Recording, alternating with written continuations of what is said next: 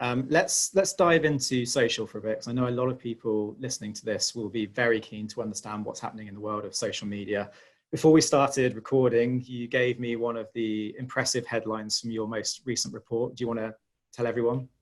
Yeah, so in our July StatShot report, we finally got to announce that more than half of the world's total population is now using social media, which is, it's a pretty exciting milestone for folks that work in digital data. If you didn't know already, social is important. Many countries, when we're looking at 90+% of eligible audiences already on social, so high levels of adoption. One of the things that has taken off phenomenally over recent months is TikTok. I guess the key question there is, did that accelerate because of COVID? Or was it an app that was already going to be on that upward trajectory? What's your view on that? The numbers that we saw just at the end of June, 800 million people outside of China using TikTok. So that's huge. If you consider that just a couple of years ago, it was less than half that. That is phenomenal growth by any standards.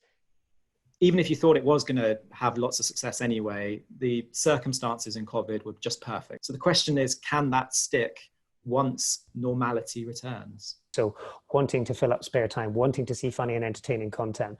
When you say it, it's obvious. When you see the data, it makes perfect sense. But this is one of the joys of the multiple different options that I see in your data, is that it sort of confounds my expectations because there's so many bits I miss, especially when it comes to those younger users. I mean, when you see why people use certain platforms, you suddenly go, oh, that makes so much more sense why this platform is succeeding versus another one. There are 8 to 9 platforms that the average user around the world uses, and they're using them for different things. It's not social is one thing and it's this one platform. It's so many different activities and opportunities. It keeps on going back to your point about you can't use that one size fits all. Simon, if people want to find your latest report, where do they go to?